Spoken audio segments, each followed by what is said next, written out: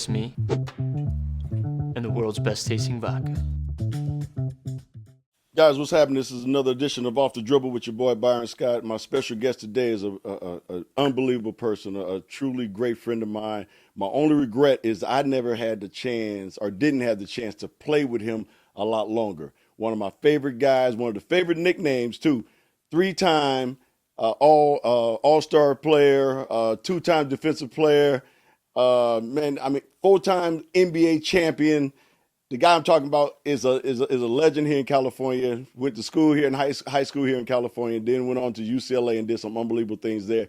Jamaal Wilkes. We all call him Silk Man. That's what we know him as. That's the Silk Man. Silky, how you doing, my brother? It's so good to see you as always. I'm doing great, and it's great to be on your Off the Dribble.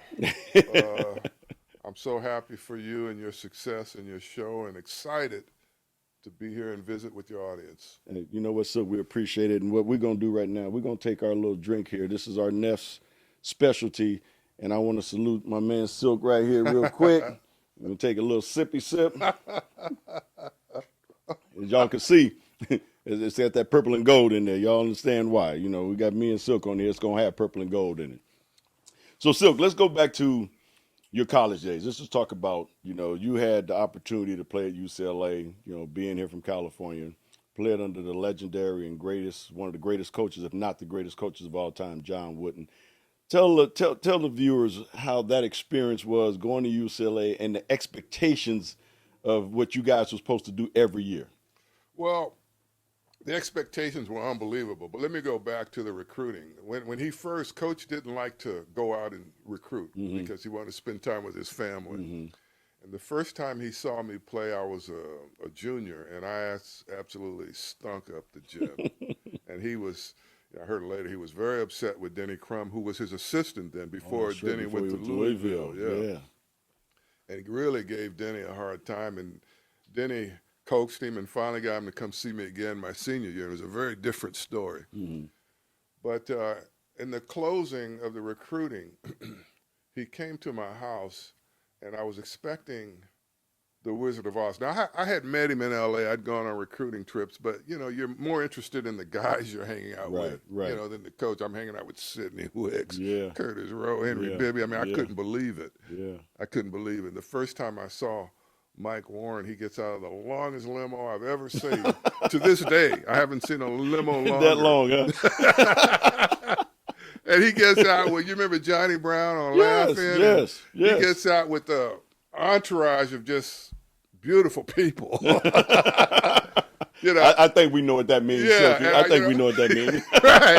Right. And so, I mean, like a junior, and I'm from a small town. I grew up close to L.A., but it was a very small town. My jaw fell open. So he comes to my house, and he's just so humble.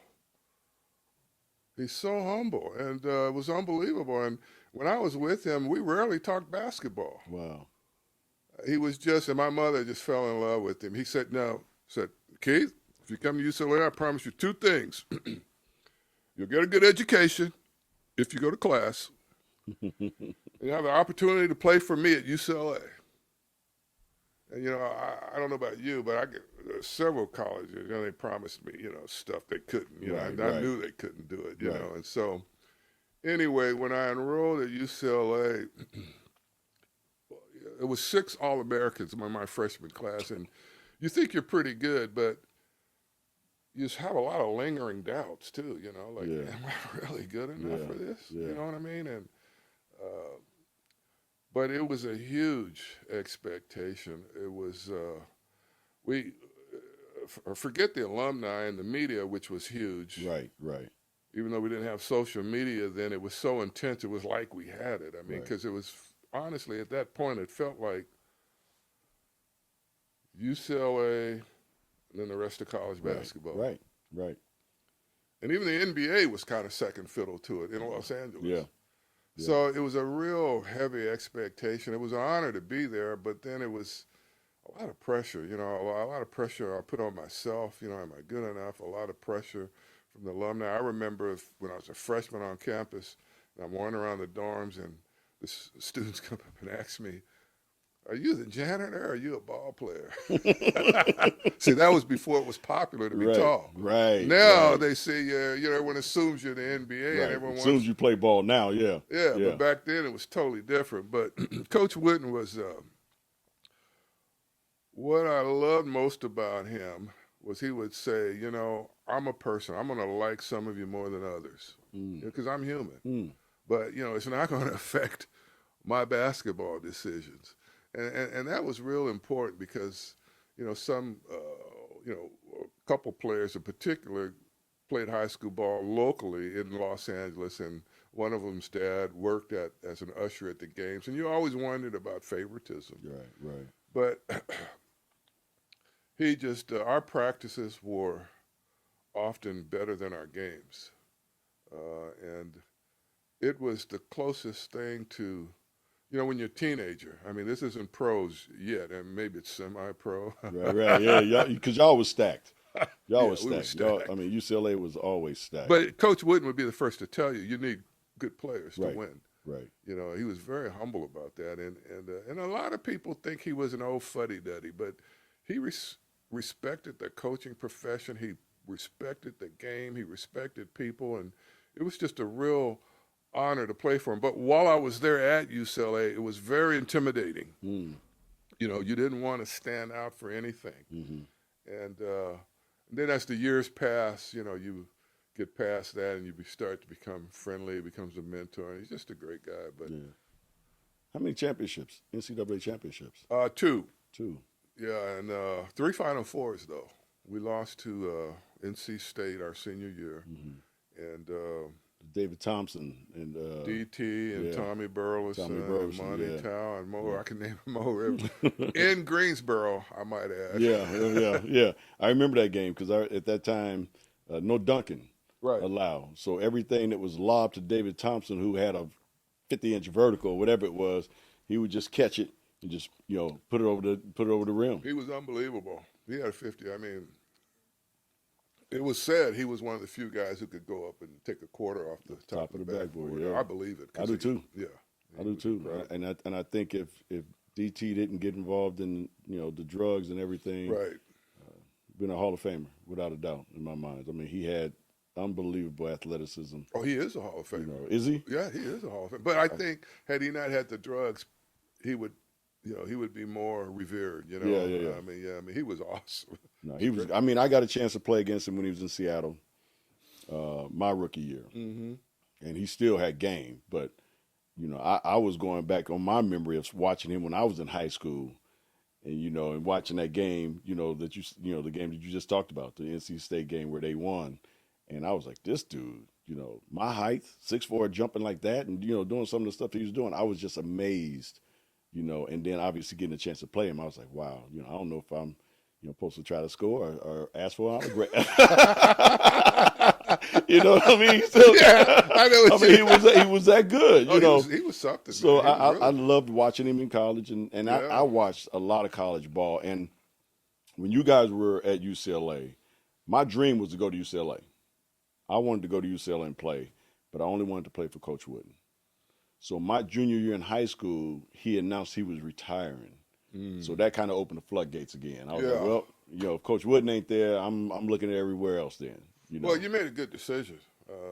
It will certainly turn out well for you. But, I agree with you. It's not quite the same without him. Yeah, it's different. But you had a great college career, obviously. You did extremely well. You get drafted, by the Golden State Warriors. Now you go up north. To play for that other team in California, which we have a few now, but that other team in California, right. And then something that, and we talked about this earlier, something unexpectedly happened to the Warriors that year. You guys win the championship in your rookie year. You get Rookie of the Year as well. Yeah. Tell us how that experience was going from UCLA where you expect to win to all of a sudden you go to Golden State. You guys ain't expected to win, and you guys pull it off. The two questions the media asked me coming out of UCLA was, how are you, I was 190 on a good day, dripping wet. How are you going to survive the rigors of the NBA?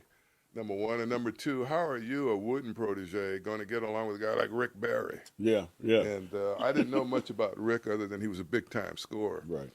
And I mean, he truly was a big time He could score. There's no doubt about no that. doubt about it. I mean, he was big time. Yeah. And he was a great passer. Yeah. Now, but Rick was known as a crybaby and a whiner Mm-hmm. and he would embarrass his teammates and embarrass the refs and the coach and all that. And he was different. I mean, he was different. But when I realized and learned and saw he was harder on himself than he was on anybody else, then it started to kind of shift for me a little bit, because the first half of the year, I mean, we barely said 2 words to each other. Is that right? Yeah, and if you talk and y'all starting. Y'all. Well, I didn't start the first 8 or 10 games. Okay. But Derek Dickey from Cincinnati. Oh, okay. But I was playing good minutes. Right. And then Derek pulled a hamstring or something, and I'll give Coach Al Addles, was just so well respected and loved in the Bay Area. I mean, it was just unbelievable. I give him credit. I mean, he gave me a chance to play. Right. I mean, Rick and I were both what was known as Small forwards. Yeah, back in those days. Yeah. And going back to Wooden, I give him a lot of credit. The first week of practice, he called me over, and I'm like, oh, no, what did I do, He says, Keith, I want you to come here and shoot some shots, around the key or around the horn, we used to call. He said, you heard of that, right? I said, yeah, Coach. And I'm like, okay, what? I'm like, where are we going with this? I'm thinking that. And he says, and I'm going to rebound for you. And I couldn't believe it. So Coach Wooden was going to rebound for you. Rebound for me. He got all these assistant coaches and managers and other players. So I made about 95%, because I shot like maybe 30, 40 shots. He's looking right at me. What I remember most, every pass he made me was just perfect. I remember thinking, man, I'd love to play. I'd love him to be my point guard, right? Point guard like this. So anyway, after that, he said, now, how did you shoot that? And I'm like, well, I do this and do that and do that. He's got these steely blue eyes. It's like he's looking through you when he talks to you. And how does that ball leave your fingertips? No, he said, does it leave your finger? Does it rotate off your fingertips? And I thought about it. And I said, well, yeah, Coach. Then he rolls the ball out with the reverse spin, and it comes back to him. He said, does it have good reverse spin on it? Yeah, Coach. All these questions, you had to think about it, I though, had to think about it. Yeah. Where's this guy coming from? Because I never knew I was shooting any different. Right. Till then. Right. And he says, okay, you're dismissed. And years later, we laughed about it. He said he thought about changing my shot, but he didn't, because my start and my finish was perfect. It was just what happened in between. And as long as the ball went in, he was okay with it. Thank God it went in. But anyway, get back to Al Addles. So he started me, and I remember we used to have rookie camp. We had it in San Jose, and I had been involved in shooting a movie that summer. Oh, yeah. And so I was pretty high on myself. Right. Yeah, I thought I was pretty hot. And I did what I didn't realize, though, was under those lights, you do a lot of sweating. And so I wasn't hydrating. So when I went to rookie camp at San Jose City College, now I'm the #1 pick, and their previous 5 first-round picks had all been bust. So everyone's kind of like, okay. See what this kid's going to do. Yeah, what is this skinny kid going to do? Right. And so after the second or third day, man, I just cramped up. They had to just carry me out, Really? Oh, man, it was so embarrassing. It really was. And everyone was laughing, But that incident, I really came back and refocused and really worked hard. And I credit that incident, that embarrassment for me personally, laying the foundation for the year I had. Right. But getting back to Coach Addles, they had traded Nate Thurman, who was an institution in San Francisco, for Clifford Ray to the Chicago Bulls. And Clifford was a real one of the few guys I know who can tell you every position, every position on the floor, and he's real good at, keeping guys focused and, not getting too splintered and distracted. And we had Butch Beard, the great Butch Beard, George Johnson, Phil Smith, CJ, going on with these guys. But that year was So exciting. I mean, no one expected us to do anything. And we pulled together and got off to a hot start. And then in the playoffs, we faced Seattle and then the Bulls. We had a classic series with the Bulls with 7 games. Then the Bullets were at the best record in the NBA that year and were expected to sweep us. With Wes Unseld and Alvin Hayes Alvin and those, Hayes, Kevin Porter, Phil Chenier, Mike Reardon. Was Bobby Dandridge with them as well? Or was he? He wasn't on that team. Okay, thank goodness. Yeah, not yet. Yeah, he was pretty good too. Yeah. Oh, Bobby Dandridge, Bobby D. Was Bobby could play. Excellent. Yeah, he was great. And so, at any rate, and so our organization had no confidence in us because the Coliseum had been booked. I think for the Ice Capades or something. And so we had to play in the old Cow Palace in San Francisco, and it was a cow palace. So you can smell it, right? You can smell it. Yeah. But anyway, we swept them 4-0. And I tease Rick, I tell Rick that had he guaranteed a win, he'd be as popular as Joe Namath right. So all those years, because you stayed in Golden State 4 years, 3 years. 3 years, and those 3 years up there, you had a great bunch of players, obviously up there. Yeah. Out of all those guys, which one was your favorite teammate, or you felt was maybe the best teammate? Yeah, in Golden State. Wow, it's a hard one.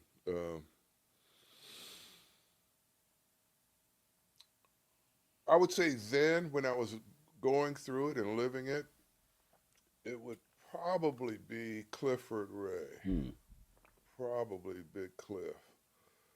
Although Rick and I have become good friends over the years, but we weren't really that friendly back then. Right. We were professional, we respect. But let me say this about Golden State. Growing up in Ventura, I had family on both sides in Oakland and Berkeley. So almost every holiday, I was in Oakland. I was about to say, that made it a lot easier probably too. So it helped a lot. And, I would look for my cultural, I would look to Oakland, what was happening up there with the Panthers and all that, So that was, but Golden State, that made it even more comfortable for me because I was used to being up there. And so, but it was unfortunately, I shouldn't say unfortunately, it was right when it was still the NBA was still a rich man's hobby. Owning an NBA team was a rich man's hobby. It wasn't big business like it is now. Right. And so our owner, Mr. Franklin Mueller, I give him a lot of credit for keeping the team in the Bay Area. But he was out in the South Pacific, half the time, or riding his motorcycle. He was just enjoying life. And his business success. And our general manager, Dick Vertley, was just really, and Hal Childs, our PR guy, were off the chart. But Al Attles was really the guiding light that everyone respected Al. And everyone wanted to do it for ourselves, but we also wanted to do it for Al. Yeah. No, he was a great coach. There's no doubt about that. And I heard he was tough as nails, too, back in those days, too. But you would mess with him. When he would raise his voice, boy. So, come here. And you would jump to attention. I mean, you're right. You would know silly stuff. Yeah. He had, like you said, he had a lot of respect. So I want to ask you about this because this is something that I know people that watched you play way back in the day are probably still amazed. And you talked about it a little bit with Coach Wooden, the start and the finish of your shot. You had one of the most unorthodox shots, in probably NBA history.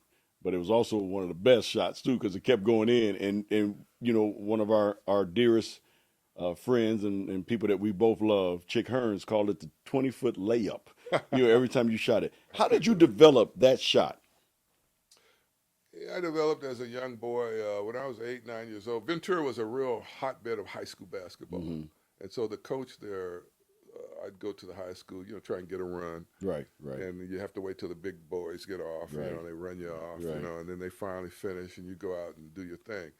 And so he saw me, I was at 8 or 9, he said, kid, son, you're pretty good, but can you use your left hand? And I never thought about my left hand. I was just happened to be faster than most of the kids and was clearly one of the better young players in this little town. They had a great youth program too, youth programs. So that was the start of a long relationship, and he was a real gentleman. And as a high school coach, he would say, "Okay, guys, when we lose, it's my fault. When we win, you guys won." Now, even John Wooden never said that. Right. He's taking the blame when you lose. He's taking the blame. But he's not taking none of the glory when you win. He's taking all the blame when we lose. So, at any rate, I tell that because my dad was changed his job after my junior year, and he was in the ministry and accepted another church in Santa Barbara. And the plan was for me to stay in Ventura, graduate, because I'd been elected student body president, and blah, blah, blah, blah. And so, and I had several options of where I could stay. And so that was the plan up until, 2 weeks. It's kind of like Mike Tyson said, everyone has a plan until you get hit. Yeah. When it got close, man, I just got so homesick and missed my mother and my family. I figured it would be my last year around them full time. And I just couldn't do it, so I left. I transferred to Santa Barbara. So it was kind of a big deal in that, because they were in the same league. Right. Yeah, but my first high school coach, he never asked me about it. When I called to tell him I was going, it was like he was expecting it. And he died a couple of years ago, but I stayed in closer touch with him than I did my second high school coach. Wow. And I always appreciated that he never made me feel guilty or, second guess my decision and it probably cost him, arguably the championship, the Southern section. Back then it was the Southern section. So he was just a really, really good guy. I was very fortunate too. And the youth program, which he oversaw, they really made sure you were fundamentally sound. It wasn't just rolling the ball out there, and it was about teaching. And so it was a good experience. Yeah. Welcome back to Off the Dribble. I'm here with my man Jamaal, Silkman Wilkes. Just having a great conversation, man. Silk, we've talked about so many things, leading up to your professional career. But I want to go back to, and you talked about it briefly, but I don't know how many of the fans remember you had your first movie that you did back in the day called Cornbread, Earl and Me. And I remember watching that movie, and your favorite thing in that movie was that basketball and that orange soda. Yeah. Talk about how that came about, and why didn't you do more movies after that? Well, it came about, the writer and the director were UCLA basketball fans. Oh, wow, okay. They would watch games a lot. So one day in the spring, Coach Wooden calls me in his office and says, some people that approach the athletic department, they like to talk to you about being in a film, a movie. And I didn't take any theater art at UCLA, which is known for theater arts or anything. I never thought about acting, to tell you the truth. And I said, well, what do you think? Right. You asked Coach Wooden. I asked Coach Wooden, what do you think?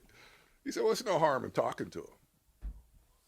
So I did. And so they explained it to me, and I really liked the story because at that time there weren't a lot of good stories, involving black people. And but I would have to practice reading with them because they thought it had so much basketball footage in the movie, they thought it'd be easier to convert an athlete to an actor rather than an actor into an athlete because they wanted the footage to seem real. Right. And the action footage to seem real. So I practiced reading with them several times, and they finally said, okay, we're going to go with you. And the cast was great. Moses Gunn, Madge Sinclair, Rosalind Cash, Bernie Casey. They were just Bernie. I love Bernie. I just think Bernie's unbelievable. Unbelievable. And they were all just great. They were like, just all put their arms around me, and I'd ask them for advice and how to do this and give me tips, and it was just great. They really were very supportive. And I was in the movie for it took 5 weeks to shoot, and I was in it for about 2 weeks because my character died in the movie. Right. And I'll never forget those rain machines. So how are they going to make rain? They got big old sprinklers, and they're dropping rain down. But So I didn't make any more movies. I thought about it. I looked into it afterward, but I'd have to go audition, and I kind of realized that most of the other actors are not as tall as I am, and that it would be. And then I thought about other tall people, and it's usually special characters they play. Right. It's not like everyday characters. No, they usually play monsters or something. Bigfoot or yeah, or that guy in Klingon. Jaws. The Klingon. Like our boy James Worthy, he played the Klingon or one of them damn things with all the hair on them in one of those Star Wars movies or something. You know what I mean? Yeah. So unless you 6 feet. Unless you 6 feet you or ain't 5'10". Right. So you're not getting none of those good roles. You're not getting the leading lady either. You right about that? You right about that? We both settled. Right. This was back in the day. Right. And so I said, I could beat my head around and, chase this and maybe luck out and get a, like you said, kind of part. Right. I mean, even Kareem was in Bruce Lee's movies, right. Or Airplane, but it was always so.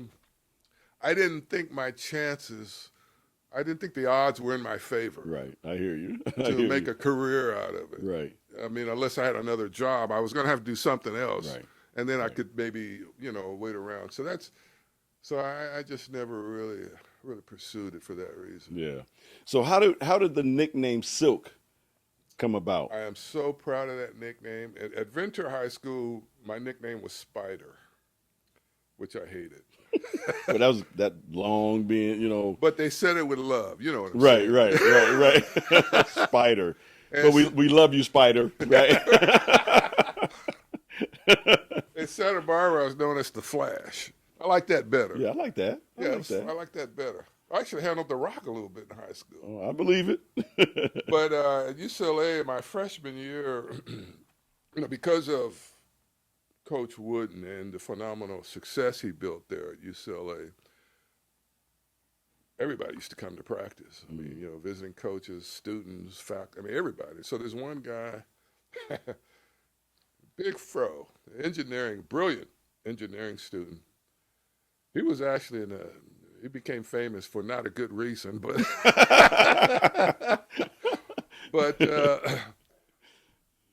I did some movie. Anyway, we were in the dorms. We all stayed in the same dorms as freshmen, and we're in line and getting ready to eat, and Oliver comes up and goes, Keith, Silk! Smooth as silk. That move you made was smooth as silk. And he went on and on and on about some move I'd made in practice. Uh-huh. And Bill Walton and Greg Lee and Vince Carson and Franklin and the guys were all there. Hank Babcock, they were all there, and they saw it and heard it and witnessed it, and they got the biggest kick out of it. And they started calling me Silk.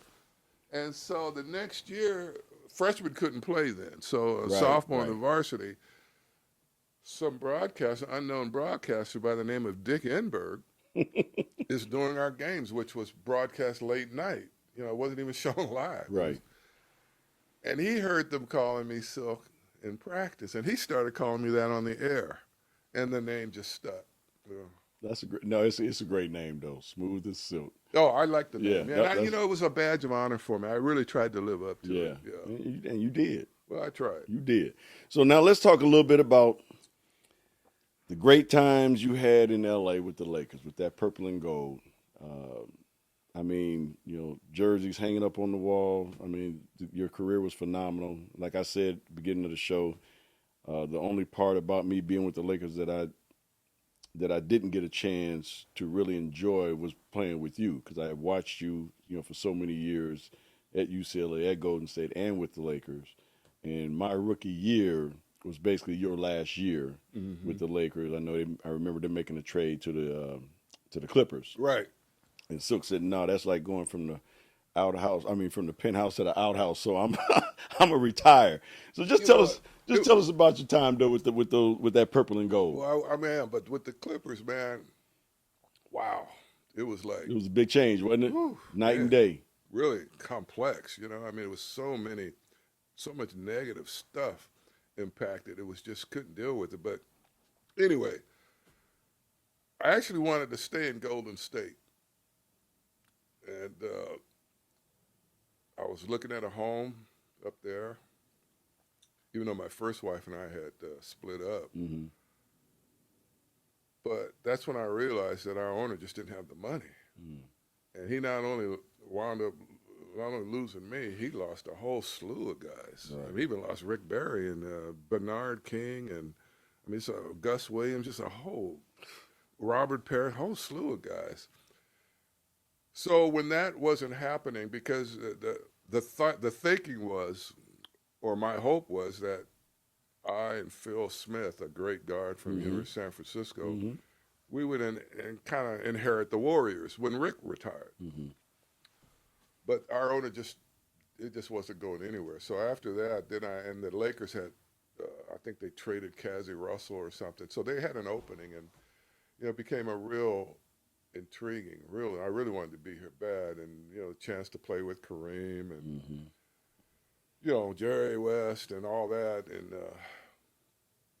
I mean, how do you talk about the Lakers? Right. I mean, you can't really describe it. I mean, it's you have, not only do you have some of the greatest players in the world who were great people. Yeah. Yeah. I mean, that's what often gets overlooked. Yeah. About our days, and I'm not saying they're bad people today. I just think they're so young. Yeah. And they're so impressionable. If they get in the wrong people, But we were great people, and we understood. We felt a sense of community, whether we were from here or not. We understood that to truly be successful, the team had to be successful. Right. Right. So you got great players with great attitudes, and you got great management. And then I was there. I got there before Dr. Buss bought the team, 2 years before, when Mr. Cook still owned the team. That was not cool. Not at all. Well, he was going through the largest divorce in the history of California at the time, and he was holding out in Las Vegas. He wouldn't come to California. So I had to fly up to Vegas to see him a couple times. And then Chick Hearn was, in essence, running the team. Yeah, he was GM right there at that time, right? Yeah. Yeah, he was GM. So you listen real closely to what he said on the air, because and then Jerry West was our coach, and Jerry's phenomenal, but he did not enjoy coaching. At all. Yeah. At all. He'll tell you that. Yeah. No, he has. Yeah, he has. Yeah, I mean, he didn't. It was real. But then Dr. Buss buys the team, and I remember the first time I met him. It was at Muhammad Ali's retirement party. I just couldn't believe how civil he was. Yeah. I mean, just how decent he was. I mean, it was unbelievable. To me at that time, because my first owner, he was somewhere, out in the Pacific, and Mr. Cook, I heard he was a tough owner anyway, but I think I met him at a real tough time in his life, going through his divorce, and so I meet, and he's a doctor. He's a real doctor of chemistry. I mean, right. Just like wow. Yeah, exactly. So, the rest is history.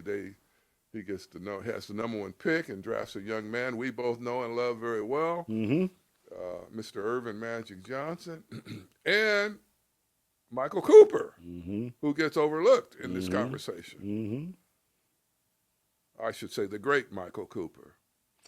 I still say to this day, Silky, he is, if he's not in the top 2 or 3 as far as greatest defensive player to play in the game, then I don't know who is, because you had a guy who can guard 1, 2, 3, guarded Larry Bird, who was a 3-4. He guarded Daryl Dawkins. Yeah, I mean, he would guard any, and that's the thing with Coop. Anybody. You tell him to guard him, he gonna go out there and he gonna give it everything he got. He don't care about size or anything. And he's gonna figure out how to be effective. Yeah. Well, that's the other thing that we had, back then. We not only good people, but very intelligent. The basketball IQ. And I didn't realize. You knew it then, but I really realize it more since I've been away from it. The IQ was really off the chart, and we had a lot of pressure, as you know, to do well and to win, and and with all that, it was a whole lot of stuff going on, undercurrents always going on, but we just had a great group of human beings. And I mean, you know, playing Showtime as being the NBA, where you got the ups and downs and, you know, all the pressures, but I mean, it's off the charts. Showtime. I can't describe it. I mean, yeah. You know what? I think we both probably look back, and you can enjoy it so much more now because you can appreciate what we were able to accomplish back then. Because when you're in it, most of the time you don't really get a chance to enjoy it. That's true. That's very true. Yeah. When you're in it, there's so much going on, Yeah. you don't really enjoy it. That's Yeah. very well said. You know, so I'm glad that we have a chance to kind of, you know, talk about it, you know, and just enjoy what we were able to do back in those days. I do want to ask you this.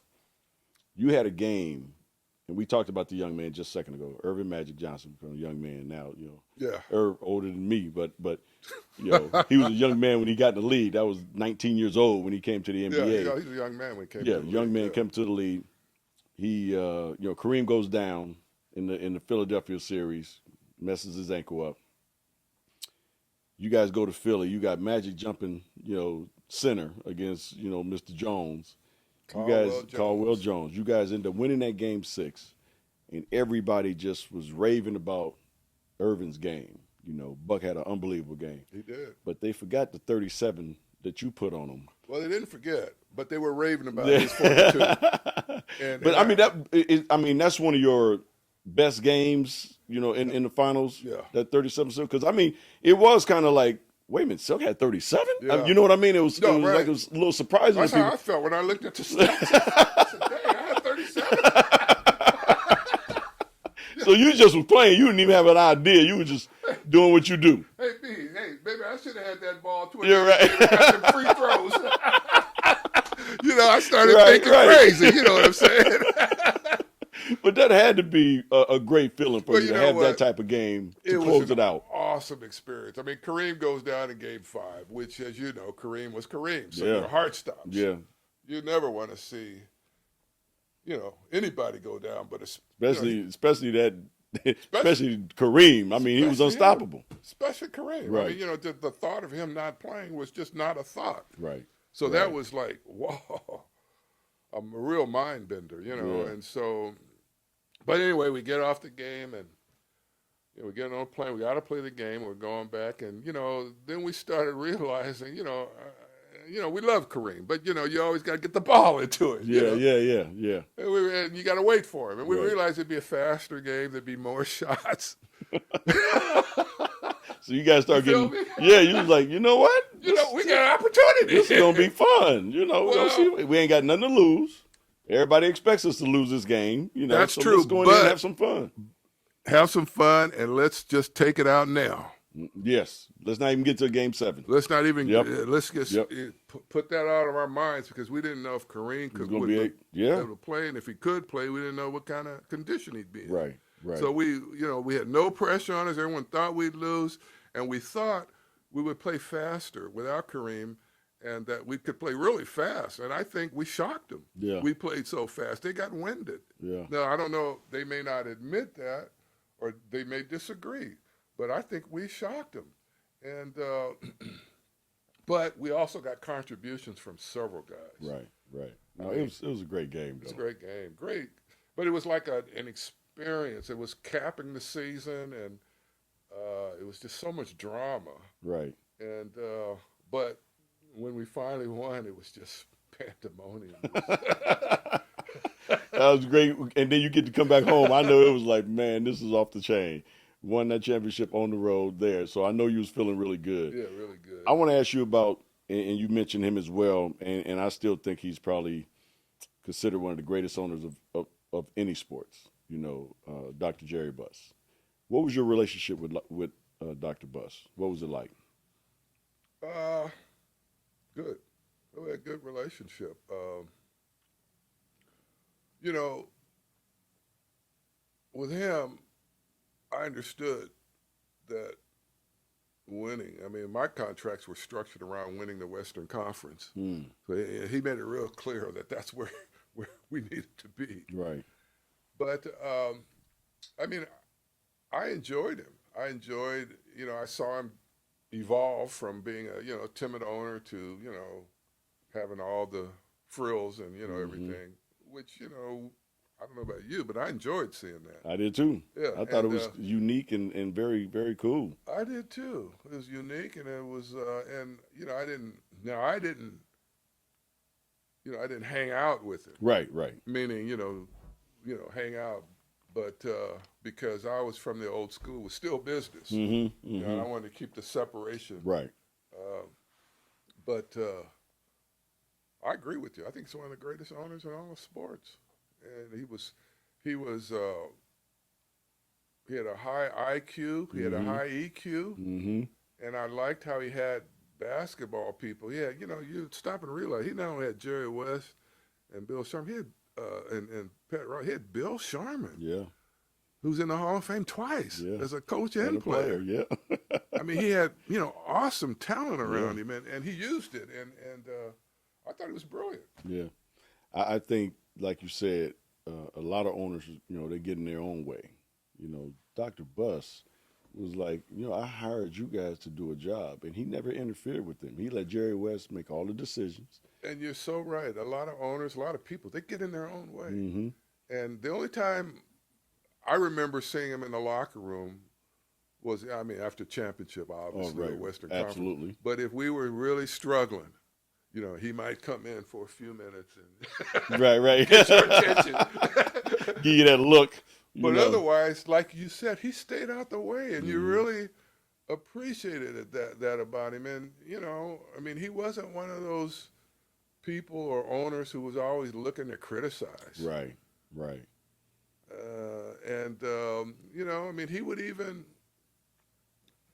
He would even build you up sometimes. Yeah. After a tough loss, a bad game, or something's happening in your life, he could show you that human side. Yeah.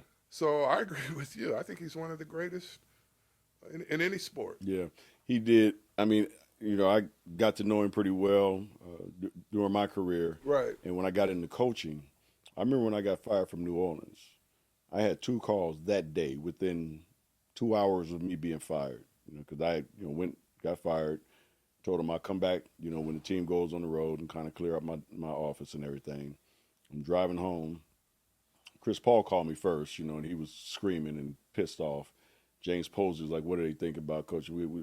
I was like, "Guys, I'm good. I'm good." So I go home, and literally about 30 minutes after I got home, Greg Popovich called me. Wow. And I love Pop. I think Pop is just an unbelievable coach, but an unbelievable person. The next call was Dr. Buss. Wow. And Dr. Buss says, "What the hell they doing? What's wrong with them?" And I said, "Dr. Buss, this is all good." So I said, this owner, I said, he talks out of the side of his neck. He tells the media and everything he's going to do whatever he has to do to win. Behind closed doors, it's like, no, trade all these guys because I don't want to pay no salary taxes. You know what I mean? Luxury taxes. Right. So he's talking out of the side of his neck. And he was trying to deliberately get us to trade certain guys so he wouldn't have to pay those taxes. And I didn't want that to happen, so we wasn't seeing it eye to eye. Right. So, they fired me. But Dr. Buss calls me and says, "So when you coming home?" I said, "Well, my son, my kids are in school here. They get out of school in 3 weeks. Once they're out of school, I'm going to probably come back home. Well, when you come home, call me. I want you to come to the game. Sit in the box with me. Let's talk." Wow. I was like, cool. And we did. And he was just, the most down-to-earth guy for an owner that I've ever been around. That truly cared about the people. Yeah, truly cared about the people that was playing for him and working for him. And he would talk.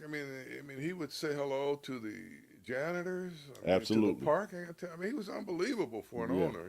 A big time owner. No, he treated everybody, like they were a human being. That's a great story. So Dr. Buss is, obviously one of my favorites, people of all time. So, Silky, I want to ask you about, because you were there when this started. The Showtime era. You were there when they drafted Irvin. He comes in. You guys are ripping and running, going up and down the floor, and create this Showtime mystique. So what is unique to you about Showtime? Well, speaking of Irvin, his rookie year, I thought he was going to be a real good player, maybe even a great player. But I thought it might take a year or two. You know what I'm saying? Right. You know, because everyone's going, he just won the NC2A, and won the most watched game in NC2A history. Yeah, that's history. Right. Yeah. So everyone's going to be laying for this guy, right? Right. So they had a summer game out in Cal State, LA, and I said, well, I'm going to go out there and welcome the young man, thinking it's just going to be a gym and a game. Shit, it was a lie. So everybody wanted to see him as well? Everybody was thinking like you, sir. Everybody in Los Angeles wanted they to was see like, oh, I'm going to go see this young man, There was a line all around that campus. I was lucky I got in the building. And it just took off from there. Wow. It was that first game. You know how he is. He's challenging. Oh, yeah. You guys were awesome. I'm telling you, Magic and Coop were just awesome. But you know how he was just, he kind of has a boss mentality. Yeah, And I say that with love. Right. That's who he is, and we embraced it. We encouraged him. No one was upset about it. No one was. And man, he came in and from day one. I remember we had it was Lou Hudson, two aging veteran superstars. Mm-hmm. Man, he went right at him, and from day one. Now, he actually played power forward half the time that season, or a lot, because he could rebound and push the ball. Right. To his credit, I know we're talking about Irvin, but to Coop's credit too, his game continued to improve. Mm-hmm. Just continue to improve. You know the game, the first game where Kareem was the hook shot. And he jumped all over him and everything. All over him, and Kareem said, "Wait a minute, we still got 81 games left." That actually happened. He was very excited, but to this day, his enthusiasm hasn't dimmed. Yeah. He's just hard charging, straight at you from day one. He's just always been like that. Yeah, and he's always loved the music. EJ the DJ. Yeah, you're right. You're right, though. Yeah. But like you said, his passion for the game. His passion. Woo. That torch was never, dwindling. Oh. He was always like that. Like you said, from game one, Cap hits the sky hook till, he retired. He had that passion and that love for the game, and he has taken that into the business world as well and been extremely successful as well. Extremely successful in philanthropy and all that. It's been a joy to watch from a distance. But like you said, how you know a guy for years and years, but you never sit down and talk. You know, and you learn things later. That you didn't even know. You didn't even know, right? Yeah. Silky, last question for me is, so what does the Silkman do now? For fun, what's the Silkman do now? When it's business-wise, what are some of the things that you're involved in? Just give us a little rundown on what Silkman is all about now. Well, our family's expanding. We've had 2 sets of twins in the last 3 years, and so that's been a real high for our family and the excitement level. I still love the game. I watch Pac-12. Big Pac-12 fan, ASU, Bobby Hurley, doing a great job. Doing a really good job. Good yes, job, he is. Man. Yes, Woo. he is. He's done well. Done well there, ASU. And I walk a lot. I walk, 2.5, 3 miles, 5 or 6 times a week. Especially during this COVID, I'm a type 2 diabetic, so I'm trying to improve my diet. And things of that nature, so I can be around to enjoy my grandchildren. Yeah, I'm here. I hear you. I do promotional stuff in sports. I work with a hedge fund, and I just kind of do different things, and I'm doing a podcast with you today on Off the Dribble. And, there you go. and, I'm looking forward to seeing Off the Dribble grow and grow and grow. Well, Silk, we appreciate you being here today. All you fans out there, check out Off the Dribble on YouTube. You can find us pretty much on any podcast, all right? But check us out. This is my man, Jamaal the Silkman Wilkes. Thank you again for joining us for another episode of Off the Dribble with your boy B. Scott. We'll see you later.